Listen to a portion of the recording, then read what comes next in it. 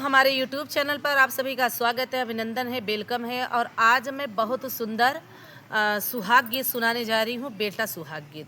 और वो कैसे दुल्हा अपनी दुल्हन को बुला रही है, बुला रहे हैं कैसे बुला रहे हैं, कहाँ बुला रहे हैं बता दो। अब कहाँ बुलाओ थे तो गाना के यही माध्यम निबुला के तीरे तीरे पुल के पास। सुन।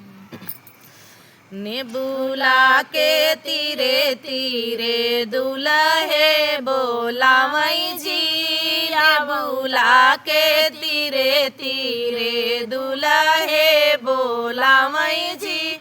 आवहो गवनी देई जेवना बनाव जी, आवहो दुल्हन देई जेवना बनाव जी।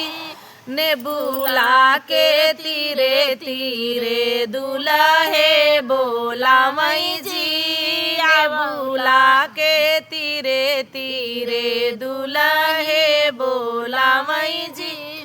आवहो गवनी देई जेवना बनाव जी, आवहो गवनी देई जेवना बनाई जी।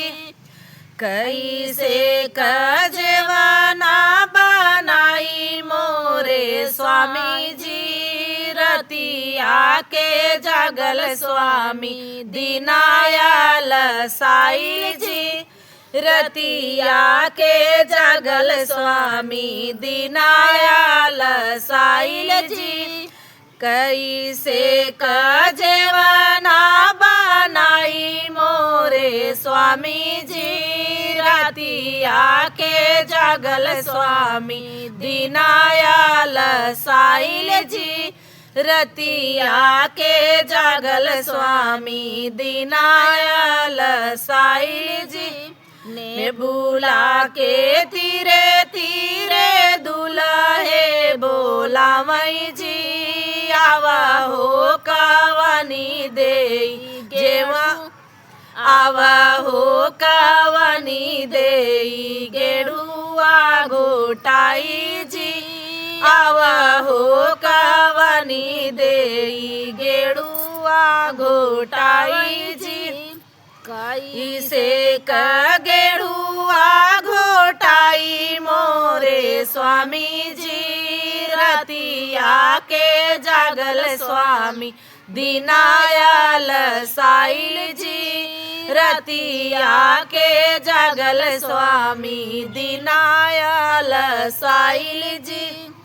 नेबुला के तारे तीरे दुल्हे बोलावई जी, आवहो गवनी देई जेवना जेवा, आवहो गवनी देई से जिया लगाई जी, आवहो गवनी देई से जिया लगाई जी।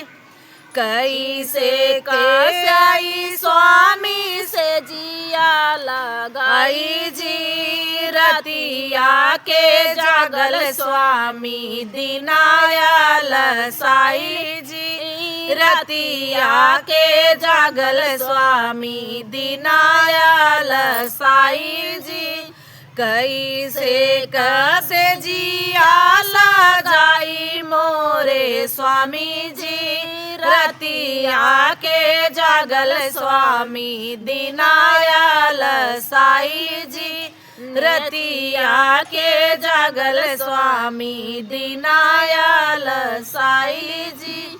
तो आप लोगों को गीत अच्छा लगा हो तो मीठी मीठी कमेंट द्वारा हम लोग का स्वागत करिए।